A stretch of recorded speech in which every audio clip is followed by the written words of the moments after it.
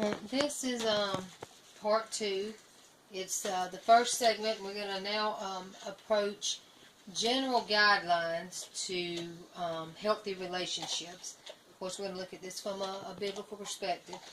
The first one, though, is taken from 2 Corinthians 6:14, and I'm sure that most people are familiar with this passage, and it's, "Be not unequally yoked together with unbelievers, for what fellowship has righteousness with lawlessness? And what communion has light with darkness?" So we're going to look at marriage first. We're going to look at not being, the general guidelines for marriage, not being unequally yoked. Going down to verse 16 in this chapter. "And what agreement has the temple of God with idols? For you are the temple of the living God, as God has said, I will dwell in them and walk among them. I will be their God, and they shall be my people."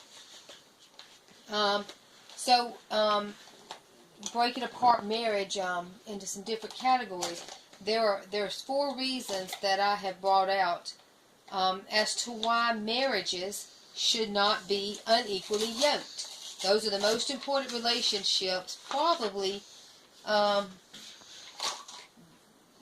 won't say all of our relationships are important, but that one does carry a lot of weight, and it probably is, most important, next to our relationship with God, because from marriages spring other relationships, parental relationships. Once we get married, our friendships change, even though friendships often come before marriage. Our family relationships, that dynamic somewhat changes once we get married. So let's look first at, and even at a young age, I keep getting sidetracked, I know that, but we're prone to think about marriage even at young ages. I mean, you got the Disney movies of princesses and the prince who they fall in love and live happily ever after, and it doesn't always work out that way. Little girls have crushes early on. Boys start flirting in those preteen years, trying to impress the girl. And we start thinking about a boyfriend and a girlfriend at earlier ages today, entirely too young, I think, when we should be focusing on becoming the right person instead of looking for the right person. And so the reason that marriage is so important is because often before we are settled spiritually or we're mature enough, we're already in a serious relationship and we're already heading for disaster and a lot of heartache, and the children and the family members are going to have to deal with that same heartache. So let's look at the first area of being unequally yoked together. And this one is, not too many people will argue with this, even there'll be some who have some different aspects, but for the most part, as far as salvation, people will say, yes, we don't need to be unequally yoked. They'll say a Christian should not marry a non-Christian. It'll be easy to draw out reasons why. Now, should a Christian fall in love with a non-Christian and they just have to have that person and can't use the biblical sense God gave them? They will they'll want to take part in what's called missionary dating. Oh, if I date this person, I can help them to get saved. I can show them the truth of God's Word, and I can love them into salvation. In most cases, it does not work that way. It ends up in heartache and pain and disaster, and God simply commands against it. We can have all of the good ideas we want, but if God commands against it, it's not a good idea. So as far as salvation, we know we should not be unequally yoked. And I'm going to take it a step further, and most people don't even consider this, but as far as denomination. Now, I'm obviously Baptist, currently Southern Baptist. I was brought up Independent Baptist. I adhere to Baptist doctrine. My family accuses me of being Baptist-costal because, I have some, other than work salvation and the speaking in tongues as being necessary for salvation, I have a lot of Pentecostal leanings. But now that I've mentioned the differences where I differ from Pentecostals, you got to consider when you get married, which denomination are you going to take part in? Which denomination are you going to bring your family into? How are you going to raise your children? And while some cross-denominational stuff may work, it may just be minor issues, some simply will not. and I'm not picking on any denomination, I'm just showing you where I have seen major issues and it's caused problems in families. For instance, bringing together a Catholic and Greek Orthodox. They are so staunchly, they so staunchly adhere to traditions as well as their spiritual beliefs, their theological beliefs. Traditions is such a big deal for both of these denominations. Somebody's got to compromise or give. If you got a Catholic and Greek Orthodox getting married, even though some of their theology is the same, their traditions are so different, someone has to compromise and give. And if you hold tight to those traditions on both sides of the family, you can end up in a family war. Even greater would be a greater danger of trouble would be Protestant and Catholic. Now, I'm not picking on, I've said I'm Baptist. I've got some Catholic friends. I love them dearly. I'm not picking on their denomination. But I so strongly adhere to my beliefs as a Baptist. And I have Catholic friends who so strongly adhere to theirs and their traditions that a marriage would be absolutely disastrous. There's no way to reconcile those body of beliefs without someone seriously compromising. And if you seriously compromise, you are not that strong in your particular faith to begin with. And the biggest problem as far as that is raising those children in a confused home. And we'll talk about that a little bit more. Morally, you better agree morally. And let me run back to denomination. I wasn't just picking on those four. That's just something I know something about. Methodist and Baptist could have issues. Like infant baptism. Where do you fall on that? I had one Methodist friend say that, that infant baptism is nothing more than a ritual for baby dedication. Well, a Baptist might could get past that. But I have Catholic friends who believe that baby baptism is for salvation. Is to go ahead and seal their salvation at youth in case they die before they are able to make this choice for salvation for themselves. Well, that is totally contrary to Baptist beliefs. And there is going to be chaos and I know because I have some family. He was Baptist, she was Catholic. It caused great friction in the family. And not just the husband and wife, but on both sides because they could not come to agreement on this issue. And then morally, let's go back to morally. What is your set of moral values? If you're unequally yoked together as far as morals, there again, your biggest problems are going to arise when you have children and deciding how to raise your children.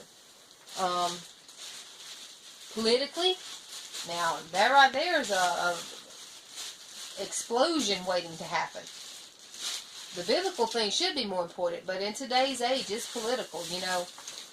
If you really care about your politics and your beliefs, being unequally yoked together politically, you need to find out what each other believes before you build relationships with people. I'm not saying you can't be friends and all, but before you build close relationships with people, you've got to be in agreement on a lot of these things, or you've got to be willing to compromise. So, why is it so important that in all these areas we be equally yoked together? Well, number one, 1 Corinthians 14:33 tells us that God is not the author of confusion.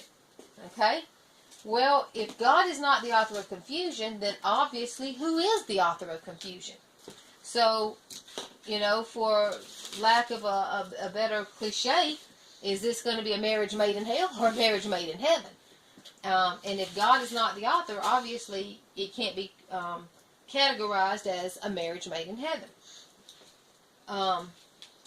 Also, Malachi 2:15 says that God's intent, one of the greatest intents in marriage, is God wants us to raise godly offspring.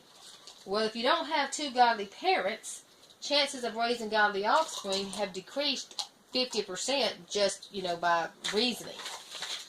Depending on who is the stronger personality and which parent the kid responds most to will increase or decrease the chances of raising godly offspring. That's just dependent, but you're making more work for yourself And not to mention, for Christians who believe that following the ways of Christ and being raised in a biblical home is the utmost important, they are shooting themselves in the foot by marrying a non-Christian. Then we have 2 Corinthians 6:15, where it is revealed that the husband is to be the head of the home, just as Christ is the head of the church. The woman is supposed to submit to her husband, but that word submit, it's the root word of submission. The wife is supposed to be in submission. That means the husband has to have a mission, and the wife is supposed to come up under his mission and support him. So if he doesn't have a godly mission, if he doesn't have a spiritual mission, if he's not a Christian, the wife, if she is, will not be able to, and still live out her faith, support his mission. Why, thank you for that input. That's very wise. So either way, you've still got chaos again, and you've got confused kids, and you've got a home of turmoil. What? Really? What's on your face? You got something on your face. Okay. Anyway, number 4. You'll end up with unified and split loyalties, even if you take away the spiritual and the moral aspect of it, and even the political aspect of it. If you are unequally yoked, you're going to have you're going to have split loyalties instead of unified loyalties. Where will our loyalties lie? Is it friends, career, family, entertainment? We had a friend, they were married for the longest until he got saved, and his hobby, he told his wife, his hobbies, the things he was interested in, his buddies came before her. She was a second thought. She chose to marry him anyway. He did get saved later on. It was one of those situations where he did get saved. But there was a lot of hurt and heartache in that marriage before he came to the Lord. Fortunately, he did get saved before the children were born, so they were able to raise the children in a unified home. But that's not how it happens in most cases. In most cases, those marriages end up divorced, and someone ends up being extremely hurt.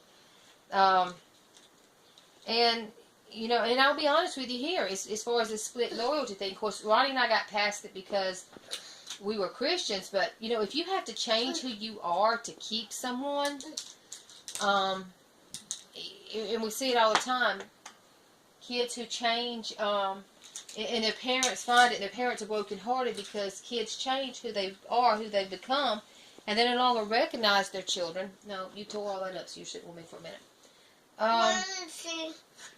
Those may not be the healthiest relationships. And when Ronnie and I started dating, I totally, there was a lot of things I totally changed because I loved him so much, and I wanted him to always be happy. And when we'd go to the movies, it was always a war movie or something he liked. Vacations, I always wanted to go where he wanted to go, which I found out later, a lot of our vacations were chosen because he thought it's what I wanted. So he was doing the same thing. Instead of us being honest with each other, we were trying to please each other and keep each other happy and keep that relationship going, where we should have just been honest with each other, because what we found out over the years is we are 100% different. Other than our faith, and I will tell you, we have always been on the same page as far as faith and politics for the most part, and morals, always on the same page, always following biblical values, and that's what held us together, made us strong, and helped us through those times where we had to learn to express our differences and reveal to each other who we really are, because we are as different as night and day. And because we were yoked together equally as far as faith, God used those differences to complement each other. So the differences can tear you apart, or they can make you stronger. But that's going to be dependent on if we are equally yoked spiritually and morally. And then you have to consider, loyalty and faith to family. Now, I know that we're supposed to leave our father and mother and cleave to our wife. We're supposed to become, one home. And our parents are not supposed to control us after we get married. But we still have to consider each other's parents, each other's families. Families are important, and to get married and just throw each other's family away, it's a sin. it's sin and it's cruel. Oh my goodness, you're fine. So you need to make sure, can I deal with their family? Are we going to be able to deal with each other's family if this relationship takes place? And that's going to affect friendships and things later too.